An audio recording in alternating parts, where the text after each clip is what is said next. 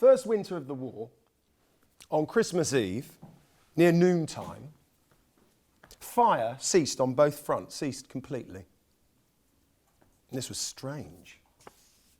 It was unusual that the opposite side would also cease fire. My mate, controlling the sentries, came in to report and said, "Do you expect a surprise attack? Because it's not feeling right, this situation." I replied, "No, I don't think so." Anyway, everyone's awake. No one's sleeping. The sentries are still on duty, so I think it's all right. But I thought, God, not an attack. Not on Christmas Eve. And then Keith and Philip Ridley, two of my section, came dashing into the billet.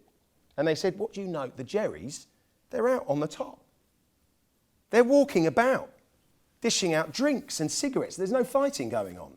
Well, as I've said, we'd noticed the place was very quiet, but I told them, "I don't believe it. I can't believe it. Can't believe what you're saying." Philip yelled, "No, it's the truth, sir. Believe us." So I told him, "Well, I'm tied up here, so I'm the duty man for the morning, but you hop off and see what you can find." So Keith and Philip and Leslie Wood, they went off into no man's land, into that blank and blasted field. And when they arrived back around about lunchtime, Keith had one of those Landwehr hats on, you know, the grey things the Jerrys wear with the red band around the button, and Philip had a German water bottle. They'd had drinks with the enemy, they'd had smokes between them, and they'd been walking about above the ground with a German platoon. And they yelled at me, you wouldn't believe it, sir." Now, as I say, I have my doubts still. I thought, was it a ruse, a trick, a lure? But there they were, my friends, laughing, bright-eyed and carrying German equipment, utterly unharmed. So later that same day, Christmas Eve, we'd been singing carols and this, that and the other, and the Germans were doing the same over on their side. We heard one of them singing Silent Night in German, naturally. And after he'd finished singing, there were all sorts of Christmas greetings shouted across the wire, and the Germans were shouting out, "You sing Holy Night." Well, we had a go, but of course we weren't very good. And then they began to say very clearly, I remember this, "Meet us. Meet us. Come on over into no man's land." Well, after a time, they allowed it. The officers, they allowed a limited number of us to go into no man's land, crossing about 300 yards to the Germans in the dark.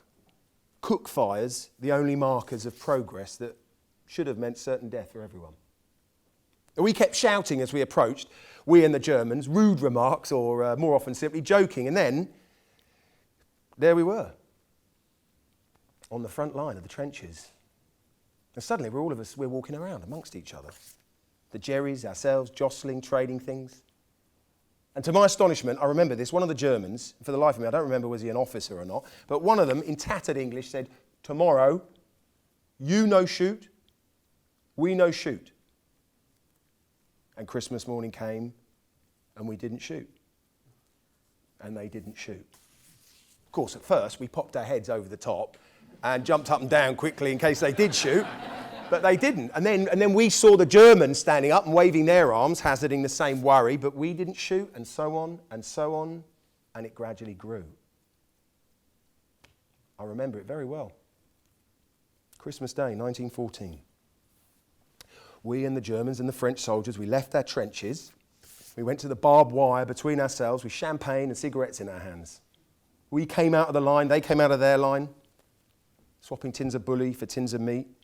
They were burying their dead, and we were burying any of our dead. And I'll tell you now, I didn't ever tell my commanding officer this, but we had feelings of fraternization. And we shouted, and they shouted, that we wanted the war to finish. And this carried on for a couple of days. It happened. People don't believe it, but we had an unofficial truce. We met in no man's land on Christmas Day, first year of the Great War. We shook hands. We did. We did. Sure as I'm sitting here in front of you. And then we received orders. Get back to your trenches, every man. By word of mouth, down the line, everybody, back in your trenches. The generals behind must have found us out, and they got a bit suspicious. So what they did, they gave orders that a battery of guns behind us would open, and a machine gun and an officer would fire revolvers at the Jerrys. So, of course, that started the war again. My men were cursing them to hell, cursing the generals. You want to get up here in this stuff. Never mind giving your orders in your big chateau and driving your big cars. But back we went. And the war went on.